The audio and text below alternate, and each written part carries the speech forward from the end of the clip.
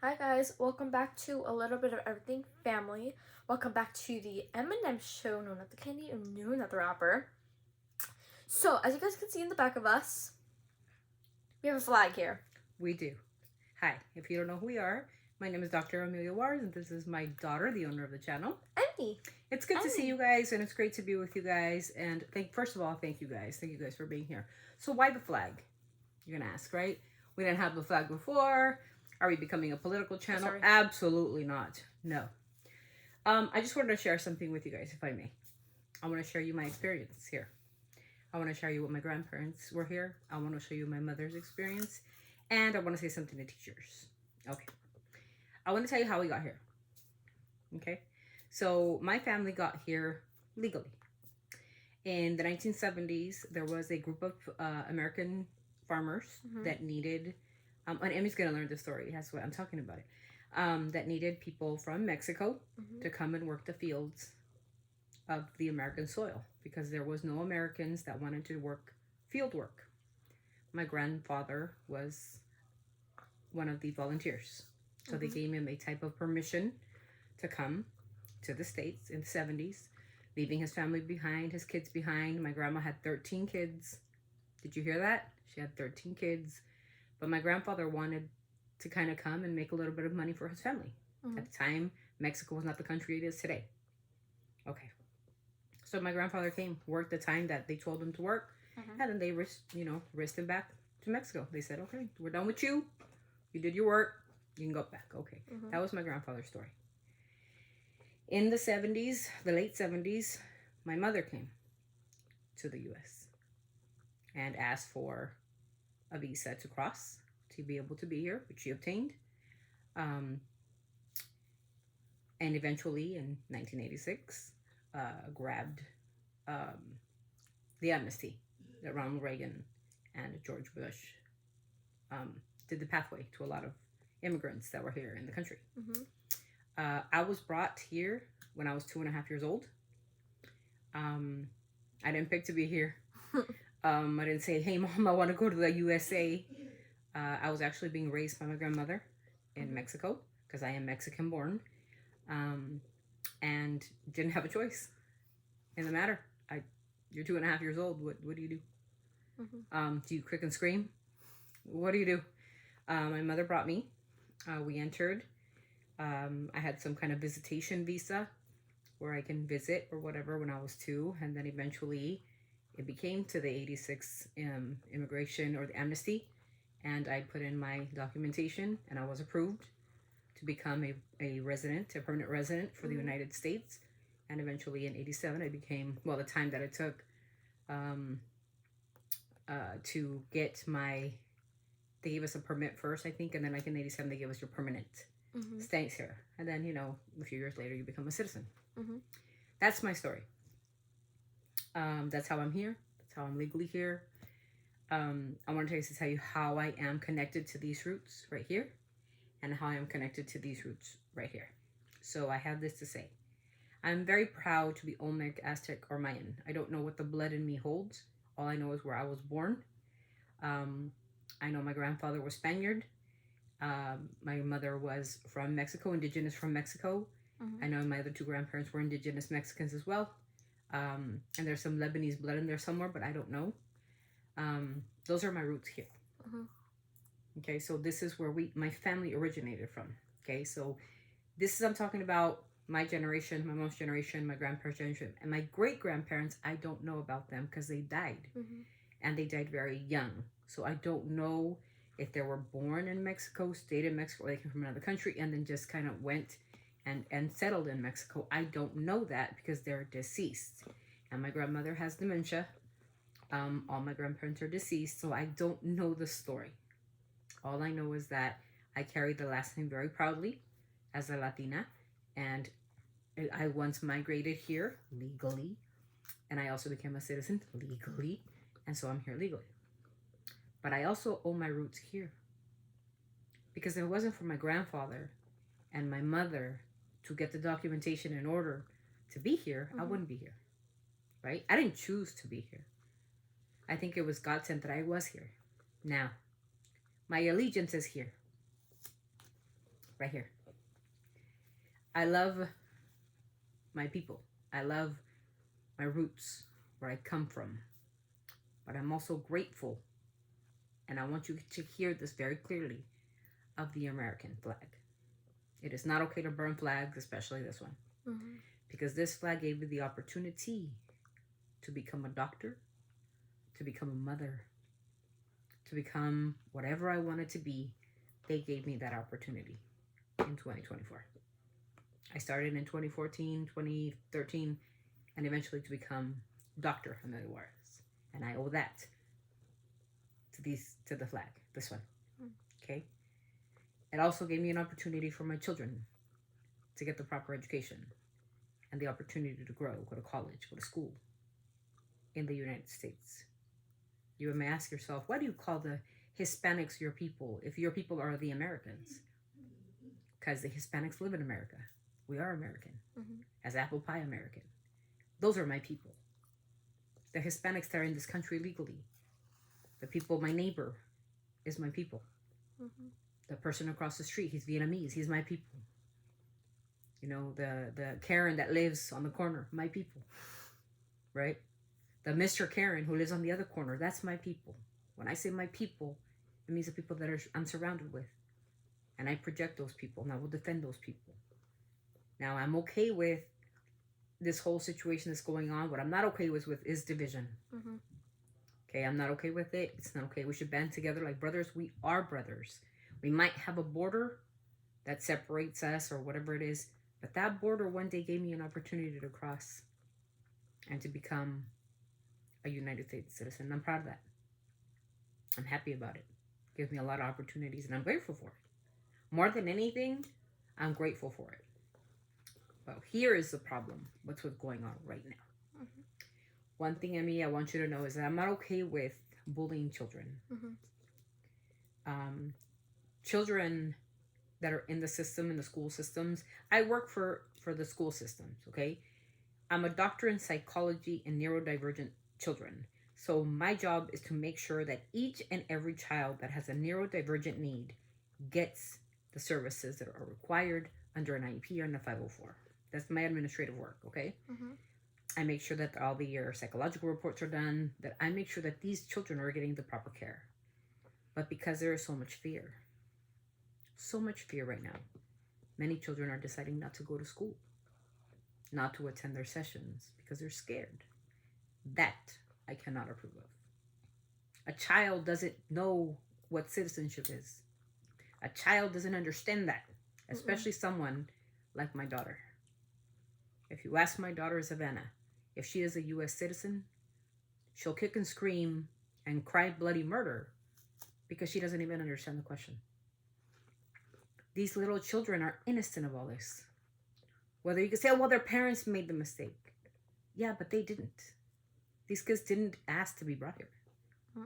We follow what our parents tell us to do, plain and simple, like many of you do. Right? Many of our ancestors brought us here wanting a better way of life. That's the point. The point to this talk is that we need to be united, especially for these children. A lot of teachers are standing up, even though they say it's a federal crime.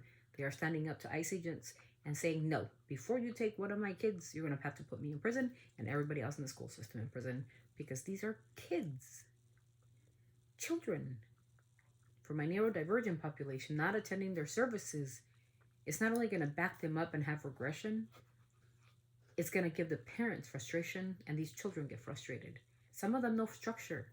Some of these kids need speech therapy and OT and physical therapy. Something you guys might not be familiar with, but I am very familiar with. And a lot of teachers are deciding not to show up to work. It's not because they're illegal immigrants. It's because they plain don't back up anything anymore in the school system. They don't want to fight for it anymore. What's the point if children aren't attending school classes? As a leader in the administrative community, that's my problem. When you're bullying kids in schools, we have a divided America, and it shouldn't be divided. I should have an Argentinian flag, a Colombian flag. I don't have those, you guys, sorry, but I would. I would have every single flag known. If I could put every little piece of it, I would. Because we need to band together. the United States with the immigrants. But most importantly, we got to think about our children. Because whether you like it or not, these children are American citizens. Remember this. And they are the future of our country, whether you like it or you don't. This is the future of America. And I feel that I want Emmy to understand, Emmy to know that she's the future of this country. Hmm? Yeah. Fun fact. Well, when I pass away, mm-hmm. and your dad passes away. Okay, by that. I know. But you are going to continue the legacy of your dad's last name. Of my last name. Whether she wants to be a doctor. One of my other daughter, Leslie Baby G, wants to be a neurosurgeon. You know what her train of thought is? She's going to be 11 years old. I want to help children that have problems like me. The empathy. We've stopped empathizing with others. Mm-hmm. We stopped being compassionate to others. Remember, at one point in time, this country wasn't nobody's but the Native American Indians and the Olmec. It was nobody's country. And one Indian let colonists come in and invited them in because they showed them compassion. And that's something we forgot that we have. And we do have it. And I know we do. And in God I trust that it will change the trajectory of all this. Do I like the protests going on? They're needed. Right? Even though I don't like to see disruption because it scares my children. And I don't like to see it. I really don't. But somebody needs to stand up and say something. Because it's affecting lives, mental health issues. Unaliving rates have skyrocketed. People are so frustrated and scared. Suicide rates skyrocketed. And I know Emmy doesn't know about that stuff, but it's not okay. And I don't find it okay. As somebody who has to listen to somebody crying, saying 12 years old, and, they took my mom, and mom is not a criminal, and they took my dad, and my dad's not a criminal. Even though you guys are going to argue in the comments saying it is a crime, it's a civil offense. Yes. And that's the law. But I'm thinking of that 12-year-old little girl that doesn't understand where her parents are. Mm-hmm. And I'm talking about a child that has bipolar disorder, schizophrenia, and mental issues. What are we going to do with her? Oh, take her home. Take her where? This is her home. Who's going to take care of that? Right? Mm-hmm. Are we willing to take on and pay tax dollar money to find somebody who will take care of this young child? When all she had is her mom and dad here? Mm-hmm. We could send them all back. What did Trump say? Let's just round up families and send them all back. But Trump don't know the resources that are promised under the Constitution and the acts of the 1991 Act, the 2008 Act for Children with Disabilities Act, right? I studied those acts very clearly. And it states that as American citizens, these disabled children have many rights, or more rights than we do. That's the message, you guys, for today. Mm-hmm. I don't want to take a lot 20 million discussion or anything. I'm going to say this. I show my kids compassion. Mm-hmm. I show my kids our history. Emmy knows a little bit about her great-grandfather now. When he came and he worked fields from 4 a.m. to 4 p.m. in the afternoon every single day. Damn. Without taking breaks, without drinking water. How many hours would that be? 12? And I think he was working for $1 an hour. $1 an hour? Mm-hmm. Oh my. Now we're worried about $20 flipping burgers at McDonald's. But he would come for $1 an hour to help. Maybe because he needed it. Maybe he needed it for his kids. But he was here. He volunteered. He was here. So I have history. We have histories. And we got to follow... what I teach my children is to be empathetic among others. It doesn't matter their skin color. Because let me tell you what. Emmy, what color is my skin? White? I'm white. My daughter's skin. She's white. But I have 2 daughters that aren't white. They're... brownish? Brown. Very brown skinned. But if you cut us... If you cut my hand, if you cut her hand, our DNA matches, yeah. But we bleed the same color blood. Mm-hmm. It's pretty the same. If I go to my neighbor, Karen, Her name's Karen, by the way. I'm making fun of Karen, but that's her name, Karen. Hi, Karen. Hey, Karen. Peace out, Karen. If you cut her blood, if you cut her hand, I wonder if she bleeds different. She probably doesn't, right? Because I'm pretty sure both our DNA will match too. Because most of the people, well, except maybe not, because I have O negative blood, but she might have A positive. But if you cut her finger or whatever, she still bleeds red, right? So that's my message for today, you guys. I hope you guys don't take any offense to what I say. Please take it with a grain of salt. May God bless America. May God bless all those people struggling in their struggle. I hope there's a pathway so all people can live here freely with the proper paperwork. I hope there's a pathway. I hope that all my children that are neurodivergent, which is my biggest concern, continue to get the services they need without the fear, without the fear mongering. And that's why I'm here today as a human being. I'm not here today to like talk down on anybody or the president that isn't. No. We're not here to do that. I'm not here to do that. I'm just here to say that I need for us as parents to show our children empathy and to know that and to understand that we're no different.